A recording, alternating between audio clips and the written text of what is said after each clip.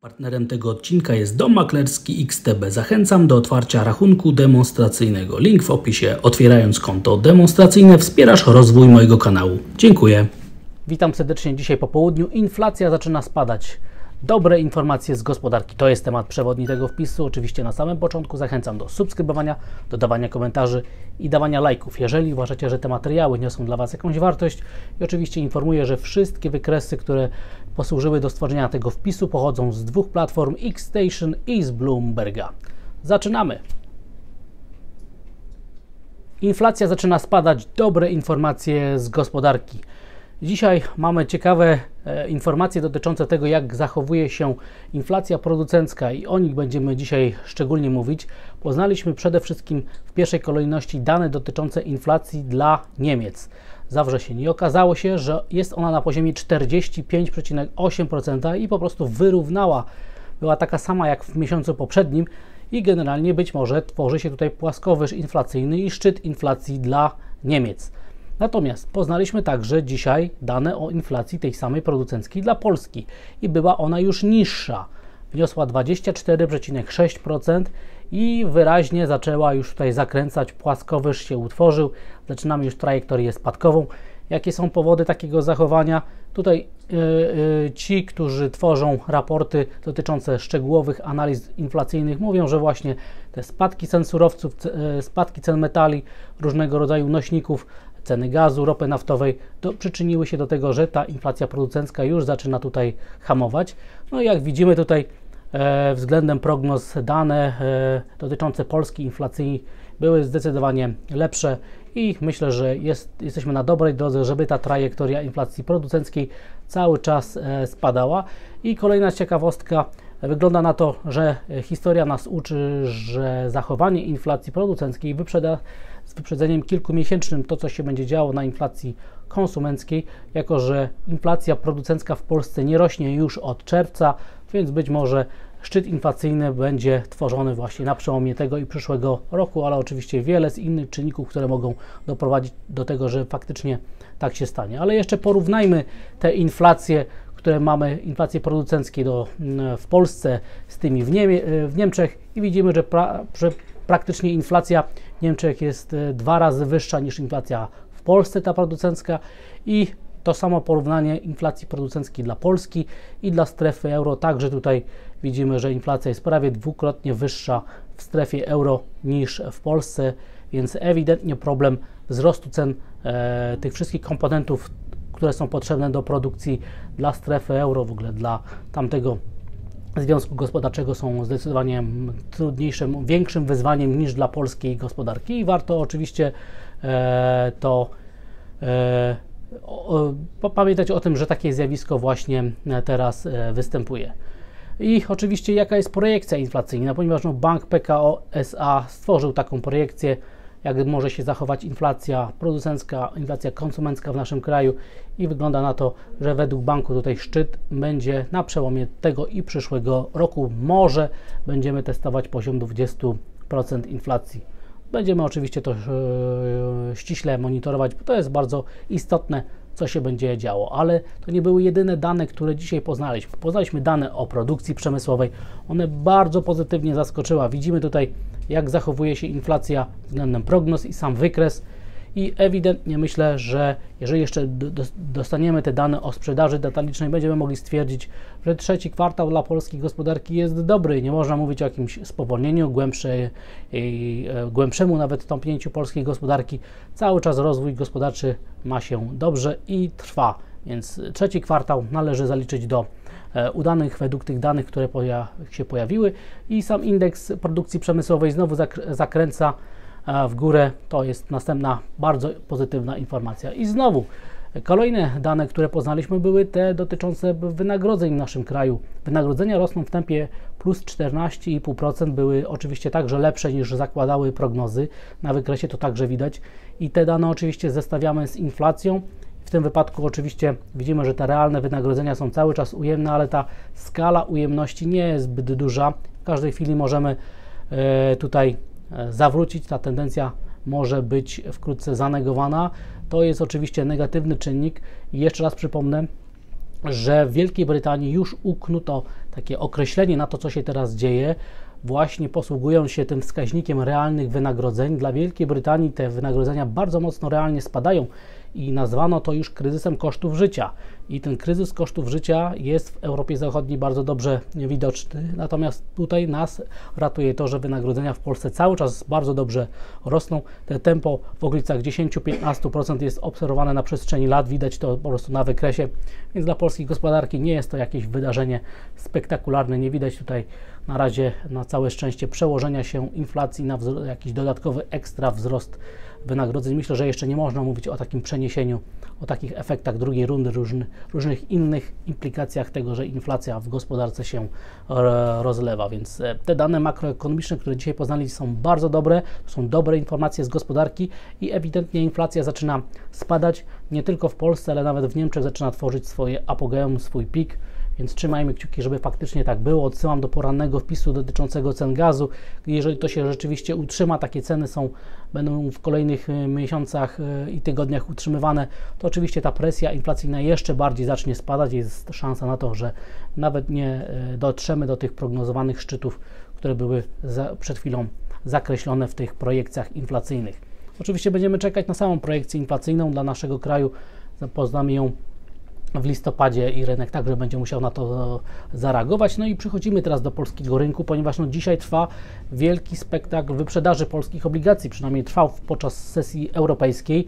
Sięgnęliśmy poziomów bardzo wysokich, 8,5% rentowności na dziesiątkach stała się faktem. Sam ETF przetestował minima, które były w czerwcu ustanowione, ale co dalej zobaczymy, ponieważ pojawił się popyt wraz z pojawieniem się Amerykanów na rynku. Jestem także ciekawy, czy te dane, które pojawiły się dzisiaj, będą także sygnalizowały, że warto znowu próbować zagrać na szczyt inflacyjny na polskich obligacjach i że taka gra się rozpocznie przez zagranicę, ponieważ teraz przejdźmy już do tego moim zdaniem najważniejszego wydarzenia na polskich aktywach. To, że trwa niesamowita fala kupna polskiej waluty. Złote się umacnia już zdecydowanie względem euro. Tutaj formacja jest szczytowa bardzo ładnie zakreślona. Złote zaczyna się umacniać także dynamicznie względem amerykańskiego dolara. Także jesteśmy coraz bliżej utworzenia formacji szczytowej, więc ewidentnie trwa jakiś atak inwestorów zagranicznych, moim zdaniem, na polskie obligacje. Są wykorzystywane te poziomy, żeby je po prostu akumulować i kupować.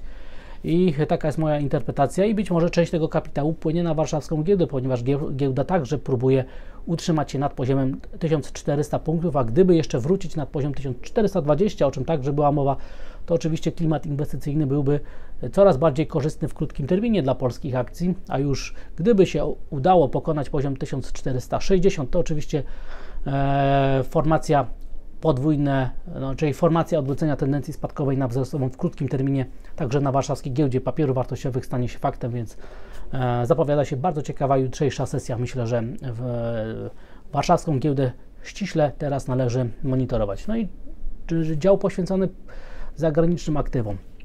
Rentowności amerykańskich obligacji cały czas rosną. Jestem bardzo ciekawy, czy to się faktycznie przełoży na zachowanie rynków związanych z ryzykiem. Ponieważ dojdziemy do tego za chwilę, ale dzisiaj im więcej jest Amerykanów na rynku, tym bardziej popyt na ryzyko zaczyna być kupowany. Ja jestem ciekawy, czy faktycznie tak się stanie, że zostaną zignorowane te sygnały płynące z obligacji, ponieważ amerykańskie obligacje, nawet niemieckie, zaczęły się wybijać nad swoje ostatnie opory, a na razie popyt na ryzyko także atakuje indeksy giełdowe, surowce i złotego, o czym było przed chwilą wspomniane, więc coś tu się bardzo ciekawego dzieje. Jestem bardzo ciekawy, czy nie dochodzi w ogóle do zmiany sentymentu. Od poprzedniego tygodnia, od tego ataku, czyli obrony poziomu 3600 punktów na indeksie S&P, wygląda na to, że coś tutaj się pozytywnego dzieje. A gdyby już odfajkować recesję w amerykańskiej gospodarce, to średnio na przestrzeni ostatnich wielu lat amerykańskie obligacje, jak pokazuje ten następny wykres, są kupowane, więc w takiej sytuacji popyt na obligacje może się pojawić, ponieważ rynek będzie widział, że jesteśmy coraz bliżej szczytu cyklu podwyżek stóp procentowych i prawdopodobnie faktycznie rynek zacznie to dyskontować, otwierając pozycje po prostu i licząc na spadki rentowności, czyli na wzrosty cen amerykańskich i w ogóle światowych obligacji. Czy tak się stanie? Będziemy to także ściśle monitorować, bo to naprawdę ma bardzo duże znaczenie, a myślę, że teraz rynek giełdowy będzie szukał wszystkich informacji, które pozwolą mu zinterpretować je optymistycznie, pozytywnie i jestem naprawdę dzisiaj nastawiony, żeby uważnie obserwować zachowanie Wall Street. Jeżeli indeks S&P obroni poziom 3700 punktów, jeżeli na wzrostach rentowności obligacji amerykańskich indeks S&P nie będzie już spadał, to moim zdaniem będzie to czytelny sygnał odwrócenia sentymentu na ten, który będzie korzystny dla popytu na ryzyko i to pomimo tego, że za 2 tygodnie mamy Fed, teoretycznie powinna być znacząca podwyżka stóp procentowych, która negatywnie ma działać na indeksy giełdowe, ale jeżeli taki sentyment się faktycznie odwróci, będzie to oznaczało, że stopy procentowe nawet w pasie 4 do 5% są już w cenach i one nie będą już straszyć inwestorów giełdowych, więc obserwujmy to, co się dzieje. I co jest ciekawe, jeżeli zobaczymy, jak zachowują się przepływy kapitałów do ETF-ów, to na przestrzeni ostatniej historii widać, że nie było kapitulacji popytu, który chciał kupować akcje na Wall Street i to może być pewnego rodzaju ostrzeżenie, ale na razie, jak widzimy, w krótkim terminie popyt na ryzyko próbuje wykorzystać to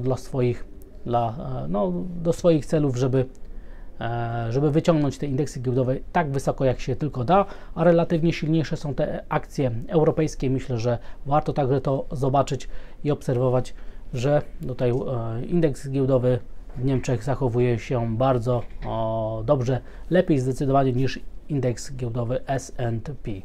Surowce, widzimy popyt na ryzyko na miedzi, widzimy popyt na ryzyko na ropie naftowej, wzrosty mają miejsce nawet na rynku złota i to pomimo tego, że te rentowności idą w górę, a amerykański dolar raczej jest na pozycjach umocnienia, a nie osłabienia, więc jestem także ciekawy, czy Bitcoin spróbuje jakiegoś wzrostowego odbicia, zaatakować poziom $20,000, ponieważ jeżeli tak się stanie, to oczywiście będzie większa szansa na to, że Wall Street faktycznie pójdzie w górę, a dla samym indeksie S&P kluczowy opór to jest teraz 3820.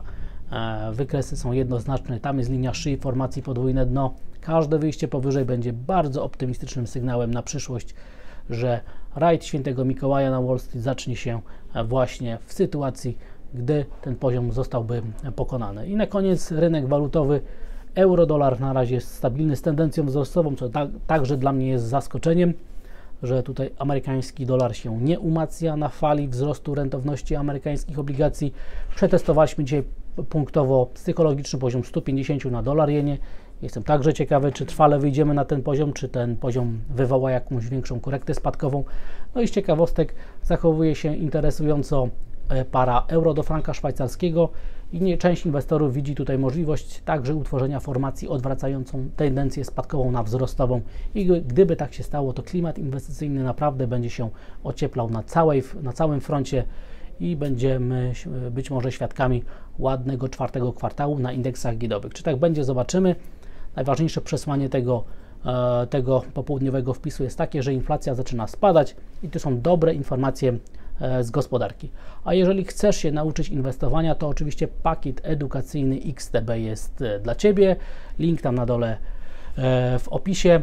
A dzisiaj oczywiście o tym, czy danina Sasina będzie spełniała swoją rolę i danina Sasina co dalej. Zapraszam jeszcze raz do tego, żeby tam na dole kliknąć. Jest link do tych pakietów edukacyjnych i się po prostu zaznajomić z tymi treściami, które są tam przedstawiane. Dziękuję za odsłuchanie tego materiału. Zachęcam do subskrybowania, dodawania komentarzu i dawania lajków, jeżeli uważacie, że te materiały niosą dla Was jakąś wartość. Widzimy się i słyszymy jutro o poranku. Wszystkiego dobrego, a dzisiaj stopy zwrotu. Pozdrawiam.